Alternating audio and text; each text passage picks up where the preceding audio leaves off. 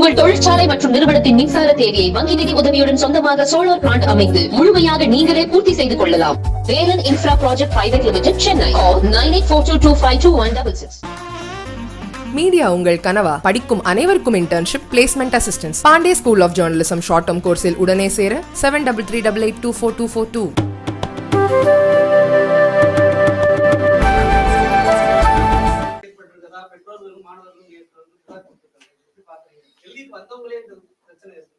இதுல இருந்து தெரியுதா நீட்டையா நாங்க வேணாம்னு வெறுக்கிறோம்ட்டு? நீட்டை ஆதரிச்ச பெருமக்கள்கிட்ட நீங்க இந்த கேள்வியை கேட்கணும். நான் திரும்ப திரும்ப உங்ககிட்ட கேட்கிறேன். போலி மருத்துவர்களை தான் உருவாக்குது. தமிழ்நாட்டில் எத்தனை பேர் மால் பிராக்டிஸ் பண்ணி பிடிபட்டாங்கன்னு உங்களுக்கு தெரியும். ஹெட்ஃபோன் வச்சு எழுதுறதுலாம் உங்களுக்கு தெரியும். வட இந்தியாவில் இப்போ கைது பண்ணப்பட்டிருக்காங்க. 50 பேருக்கு மேலே கைது பண்ணப்பட்டிருக்காங்க. அப்போ நீ போலி மருத்துவரை உருவாக்குறியா, தரமான மருத்துவரை உருவாக்குறியா?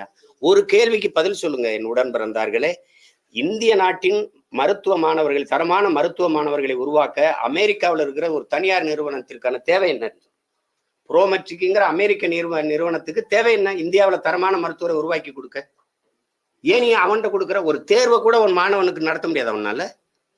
வட இந்தியாவில எந்த பெண்ணுக்கு தோட கழட்டி மூக்கத்தியை கழட்டி நீங்க பார்த்துருக்கீங்க? ஆனா என் மாநிலத்துல மட்டும்தான் தோடு மூக்கத்திகளை விட்டு கொண்டு வர முடியும்னு சொல்ற நீங்க. இவிஎம் எந்திரத்துக்குள்ள ஒண்ணும் பண்ண முடியாதுன்னு சொல்றீங்க. ரெண்டையும் நீங்க தான் சொல்றீங்க. துப்பட்டாவை கலட்டுறீங்க, உள்ளாடை கலட்டுறீங்க, தலைமுடியை விரிச்சு போடுறீங்க. எங்க பிள்ளைய தேர்வு எப்படி எழுதும்? என்ன மனநிலையில நீங்க உள்ள அனுப்புறீங்க எங்களை? என்னுடைய பொண்ணு 2 வருஷத்துக்கு முன்னாடி நீட் எழுத போச்சு. நான் அதை எந்த செய்திகள்லையும் சொல்லலை. நீட் எழுத போனப்ப அவள் போட்டிருந்த புர்காவை கரெக்டாக சொல்லிட்டு உள்ளே வர சொன்னாங்க. நீட்டே வேணான்னு சொல்லிட்டு அது வீட்டுக்கு வந்துருச்சு. ஏன்னா நீங்கள் ஆடை, தோடு, கழுத்தில் இருக்கிற செயின் இதிலெல்லாம் வைக்க முடியும்னு சொல்றது அது மனநிலையை பாதிக்கிறதா? அது ஒரு அச்சமூட்டி உள்ள கூட்டிட்டு போறது. இப்ப இப்படி ஒரு கேள்வியை எழுப்புவோமே. நான் நீட்ல நாங்க 2 பேரும் தேர்ச்சி பண்ணி வந்துடுறோம் மாணவர்கள்.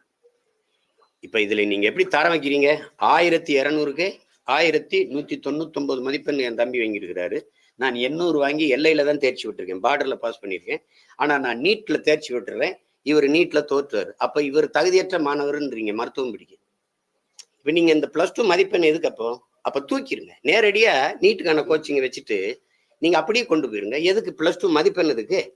அது தேவையில்லை. இல்ல அப்படியே நான் தேர்ச்சி பெற்று வந்தா எனக்கு பாடம் நடத்த போற பேராசிரியர் யாருன்னா அவர் நீட் எழுதி வந்தவரா? இல்ல, பழைய பேராசிரியர். பாடத்திட்டத்துலதான் மாறுதல் இருக்கா? இல்ல, அதே பழைய சிலபஸ் தான். அப்ப அதே பேராசிரியர், அதே பாடத்திட்டம், அப்புறம் எப்படி தரமான மருத்துவம் கிடைக்கும் வரும்? தரமான மருத்துவரை நீ எப்படி உருவாக்குவ? நீட்டையே தனியார் மூலம் நடத்துறாங்க. அதை யாராவது கேட்குறீங்களா? அது அமெரிக்க நிறுவனம் ஏன் நடத்துது? தனியார் ஏன் நடத்துது? பரீட்சை நடத்துறதும் அமெரிக்க நிறுவனம், கோச்சிங் சென்டரும் தனியார் நிறுவனம். அது கேட்கணும்ல. நீ பயன்படுத்துற இவிஎம் எந்திரத்தை தயாரிக்கிறவனும் ஜப்பான்ல மைக்ரோ எலக்ட்ரானிக்ஸ்ங்கிற தனியார் நிறுவனம். யாரு சொல்லுங்க? நீங்க எது ஒண்ணு நீங்க செய்றீங்க, தேர்தலை நீங்க நடத்துவீங்க, அந்த எந்திரத்தை அவன் தயாரிச்சு உங்களுக்கு கொடுப்பான். நீங்களே பாக்குறீங்க, ஒரு வலையொலியில வருது, வெட்டியை திறந்து ஓட்ட பூரா எடுத்து பைக்கில் ஓட்டு போயிட்டு இருக்காங்க. போர் அவனோட செய்வோம், அதை விற்கிற விமானத்தை வாங்கி.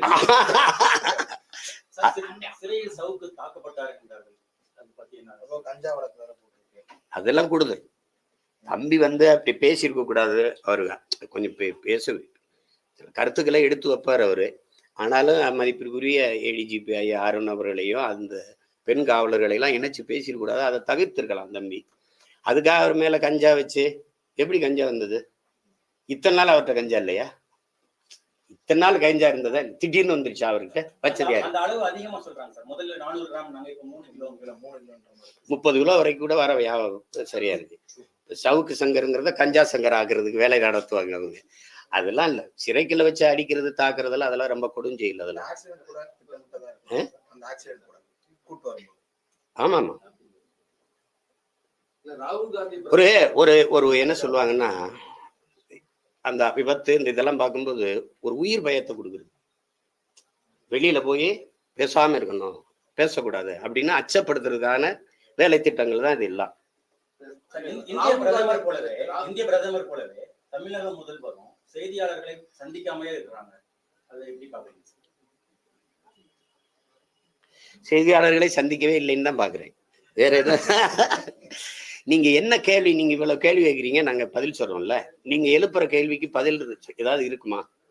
அப்புறம் எப்படி சந்திப்பாங்க? 10 ஆண்டு கால ஆட்சியில ஒரு சாதனையை கூட சொல்லி, ஒத்த சாதனையை சொல்லி ஓட்டு கேட்க முடியாத பிரதமர் எப்படி பிரஸை மீட் பண்ணுவாரு? எப்படி மீட் பண்ணுவாரு சொல்லுங்க? பணம் செல்லாதுன்னு நீங்க, அதுக்கு நீங்க சொன்ன காரணங்கள்ல ஏதாவது ஒன்று நடந்திருக்கா?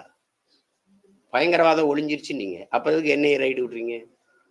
கருப்பு பணம் ஒளிஞ்சிருவீங்க, அதுக்கப்புறம் இன்கம் டாக்ஸ் ரைடு, இடி ரைடுலாம் ஏன் வருது?